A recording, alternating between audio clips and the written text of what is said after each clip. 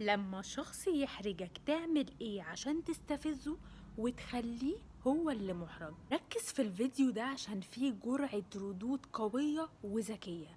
4 ردود قوية عمرك ما هتنساها، وهتصدم الشخص اللي قدامك من كتر تأثيرها على عقله. الطريقة الأولى: اللعب بالكلام. الشخص اللي قدامك لما بيجي يحرجك بيبقى غرضه ان هو يضايقك، فانت عشان تستفز الشخص ده هتعمل عكس ما هو عايز، يعني هتتبسط. بس قبل ما تتبسط هتلعب بالكلام. يعني مثلا لما حد يجي يقولك ايه ده انت تخنت قوي وهو قصده حاجة وحشة، هتلعب بالكلام وهتفهمه ان انت فهمت المعنى الحلو. ايه ده انا تخنت؟ طب الحمد لله، كان نفسي اتخن من زمان، ما كانش عاجبني شكلي في الاول خالص، والحمد لله ان هو لفت نظرك وانك خدت بالك. وهنا انت وضحت له ان الموضوع اتفهم ان هو بيمدح فيك، مع ان هو عايز يوصلك ان يا ابني يا حبيبي انا قصدي حاجة وحشة.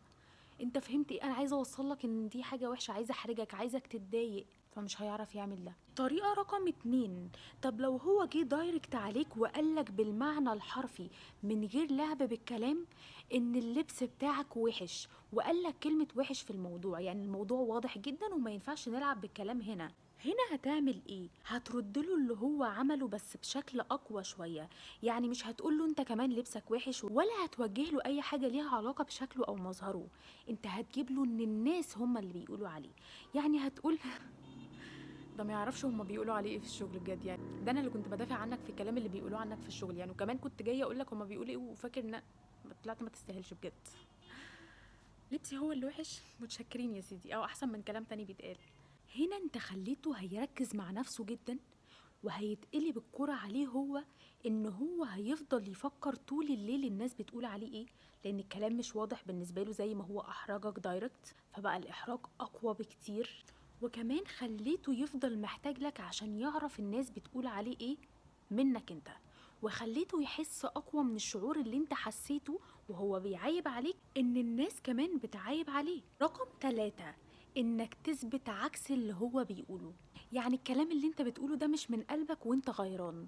طب ازاي نوضحها بطريقة ذكية؟ لبسك شكله وحش. لبسي شكله وحش؟ ازاي يا ابني؟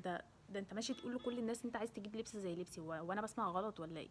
ده انت كنت بتقولي ان انت عايز تنزل المكان اللي انا بجيب منه اللبس، ولا انت اتحولت ولا في ايه؟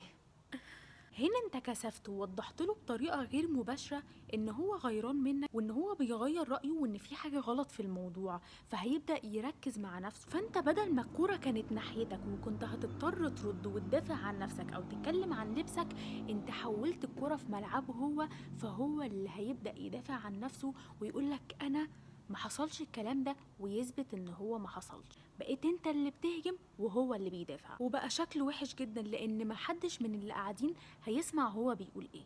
كله سمع التهمة اللي انت وجهتها له، لكن محدش هيسمع الدفاع. الطريقة الرابعة ودي اكتر طريقة ذكية، وهي انك توصل للشخص اللي قدامك ان طالما الحاجة دي مش بتاعتك يبقى ما تتكلمش عليها، بس انت عمرك ما هتقولها بالشكل ده. امال هنقولها ازاي؟ نور شعرك وحش. شعري وحش؟ شعري ونزل في الاكل بتاعك او حاجه؟ لا لا، لو نزل في الاكل يعني مش فاهمه.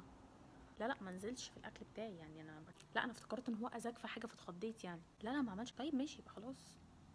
وهنا انت بتحط الليميتس بطريقه اندايركت، يعني بتقوله ان طالما الحاجه دي ما اذتكش في حاجه وهي مش بتاعتك وما تخصكش وموجوده عندي انا في شعري انا، يبقى مالكش دعوه بيها.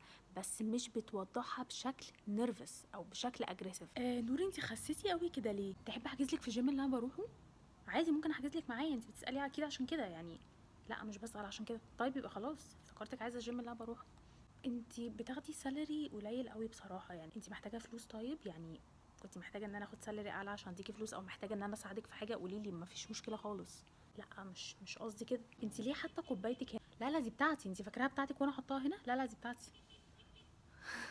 البنات اللي بتتسأل هتتجوزي امتى؟ انتي قلقانه ان انا ما اعزمكيش في الفرح؟ لا ما تلاقيش، هعزمك.